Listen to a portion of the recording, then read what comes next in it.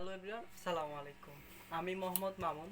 আমি আজকে আপনাদেরকে দেখাবো ইনকিউবেটর থেকে কিভাবে ডিম দিয়ে আমরা বাচ্চা উৎপাদন করতে পারি। তো রিসেন্টলি আপনারা আমার কয়েকটা ভিডিওতে দেখেছেন আমি ফার্মি মুরগির আমার ফার্মে যে ভিডিওগুলো দেখছেন ওগুলো হচ্ছে আমি শীট দিয়ে বাচ্চা উৎপাদন করছিলাম তখন।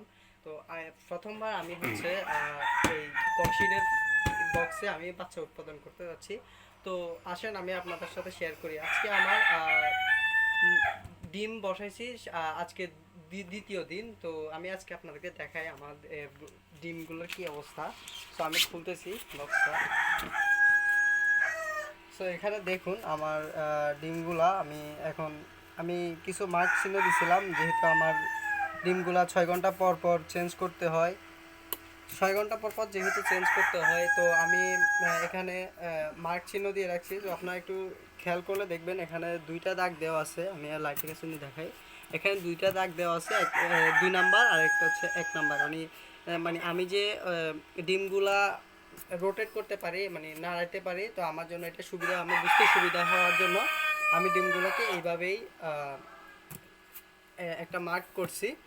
তো ডিমগুলো আসলে আমি এখানে 50টা ডিম বসাইছি, বেশি বসাই নাই। দ্যাটস মিন আমি এর আগে যে আমার যে ফার্মে মুরগিগুলো আছে সেখানে আমি 80% হচ্ছে মুরগি বাচ্চা উৎপাদন হয়েছিল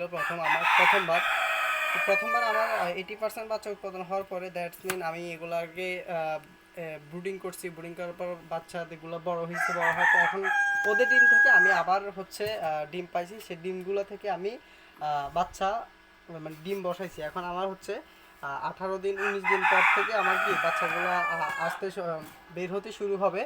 তো আমি আপনাদেরকে প্রতিদিনের আপডেট প্রতিদিন দেখানোর চেষ্টা করবো ইনশাল্লাহ। সো এই ভিডিওটা আজকে এই পর্যন্ত। আসসালামু আলাইকুম।